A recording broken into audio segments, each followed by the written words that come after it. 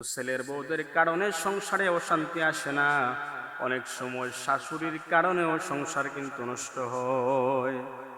অনেক সময় শাশুড়ির কারণে সংসার নষ্ট হয়। যেহেতু দেখেন, আমি যেহেতু এই কেন্দ্রিক আসছি, যেহেতু আপনাদেরকে কিছু কথা বলি, আপনাকে কষ্ট পাবেন, শুনেন কথাগুলা। পর্দার অন্তরালের মা বোন যারা আছে শুনেন। অনেক সময় দেখা যায় শাশুড়ির কারণে ছেলেদের সংসার নষ্ট হয়। শাশুড়িরা মানে নিজের শাশুড়ি ভাবে, এটা ভাবে না যে আরেকটা মেয়ের মা আমি, আমার ছেলের মাধ্যমে আল্লাহ তাআলা আরেকটা মেয়েকে আমার ঘরে আল্লাহ পাঠাইছে, এটা মা মনে করতে পারেন। সেই ছেলের বউকে ছেলের বউ ভাবে, নিজের মেয়ে ভাবে না। অনেক ভাবে, বিভিন্ন ভাবে টর্চার করে। মনে করেন কথার কথা, বাস্তব আপনারা মিলেন, কথার কথা মনে করেন যে আবার বললেন না আপনারা যে হুজুর নতুন বিয়ে করছি বিদায় এরকম কথা বলতেছে না, ওয়াজ আসছে বিদায়ের জন্য আমি বলতেছি। আলহামদুলিল্লাহ, আমার মা অনেক ভালো, আলহামদুলিল্লাহ। তো আমি যেটা বলতেছি, দেখেন, ছেলের বউ তরকারি একটু লবণ বেশি দিয়ে দিছে, শাশুড়ি চাট চাট করতেছে, মশলা একটু বেশি হয়েছে, চাট চাট করে, মুখের দিকে তাকানো যায় না, মুখ অন্ধকার করে রাখছে, কুসায় কুসায় কথা বলে। বাপের বাড়ি জীবনে কাম করছো না, নিজের সাথে তুলনা দেয়, তা আমরা একলা করছি। আরে মা, তুমি যে তোমার সাথে তুলনা দেবে, সেটা তো, সে তো মেয়ে আর তুমি তো মা, তুমি কেন তোমার সাথে তুলনা দিবা? সুতরাং ছাড় দিতে শিখান। যে যদি মনে করতো যে আমার মেয়ে যদি এরকম করতো, আমার মেয়েকে তুমি ছাড় দিতাম, আমার এটা তো আমার মেয়েই, লবণ একটু বেশি দিয়ে দিচ্ছে, আপনি বলেন আলহামদুলিল্লাহ, মা মজা হয়েছে। আপনি কি কখনো আপনার ছেলের বউর সামনে কি আপনার ছেলের বউর রান্নাকে আপনি প্রশংসা করছেন যে কত সুন্দর, কত মজার রান্না হয়েছে গো মা, এতদিন পরে মজার রান্না খাইছি, কখনো প্রশংসা করছেন? আপনি যদি প্রশংসা করতেন, সেই মেয়েটা তার কলিজা আপনাকে রান্না করে খাওয়া দিত। আপনি প্রশংসা করছেন কখনো? আপনি প্রশংসা করতে পারেন না, আপনি হিংসা করেন। তারে দেখলে আপনি মানে মুখ অন্ধকার করে রাখেন, তার সাথে আপনি গরম গরম কথা বলেন, হাসিমুখে কথা বলতে পারেন না। বলেন কি যে বেশি হায়া দিলে সাঙ্গুরি না, মা এরকম করেন না।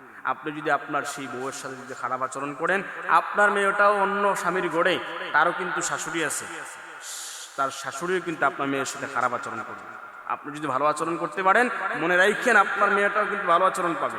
আপনি যদি খারাপ আচরণ করেন, আপনার মেয়েটাও খারাপ আচরণ পাবে। আপনারা বুঝতে পারছেন বাস্তব কোথায় গুলা? আপনারা বিশ্বাস করলেও সত্য, না করলেও সত্য, মিলিয়ে নিয়ে নেন।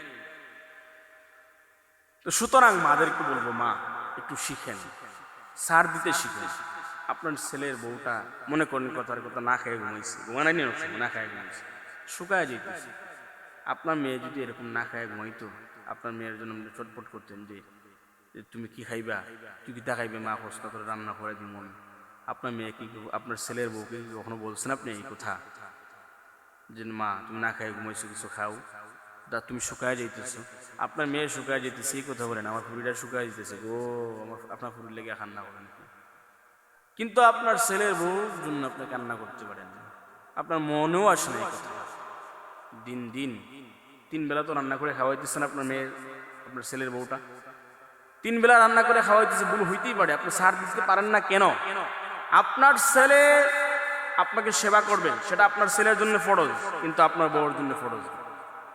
এরপরেও তো আপনার ছেলের কারণে আপনার বউ আপনার সেবা করতেছে, আপনাকে রান্না করে নেয় নাই। তো আপনাকে যেহেতু রান্না করে নেয় নাই, তা আপনি কেন রান্না করে গিয়া এই দুষ্কুজবাইন ওই দুষ্কুজবাইন, লবণ বেশি পড়ে গেছে, মশলা বেশি হয়ে গেছে, তেল বেশি হয়ে গেছে, কেন এগুলো খুঁজতেন তুমি?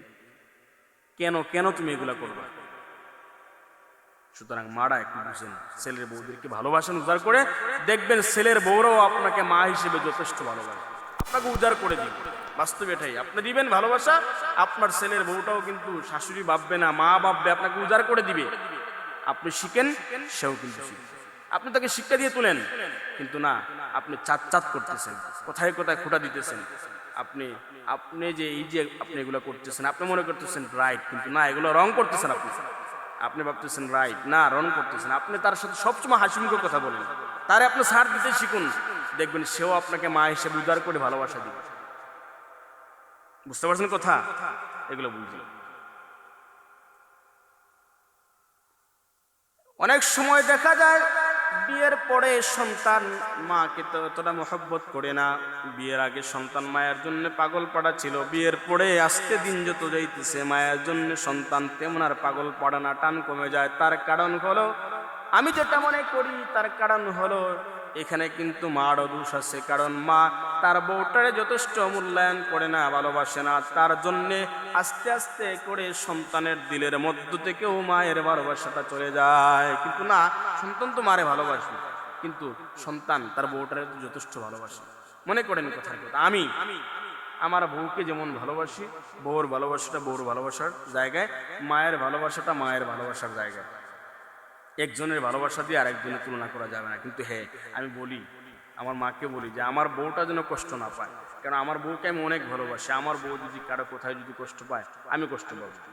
আমার বউকেও বলি আমার মায়ের সেবা করো, বাবার সেবা করো, তাদের খেদমত করো, তাদের সাথে কখনো খারাপ আচরণ করা যাবে না তোমার জন্য। কিন্তু এখন যদি আমার বউ কথার কথা, যদি আমার মা যদি আমার বউকে কষ্ট দেয়, আমার বউকে যদি এরকম যদি আচরণ করে, অন্যান্য শাশুড়িদের মতো যদি ডাইনি আচরণ করে, আমার কি কষ্ট লাগবে না?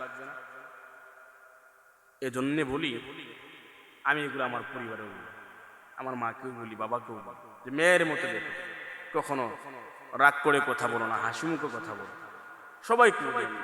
যার জন্য আপনাদেরকে বলতেছি, আল্লাহ তাআলা আমাদের সবাইকে সহিহ বুঝ দান করুক।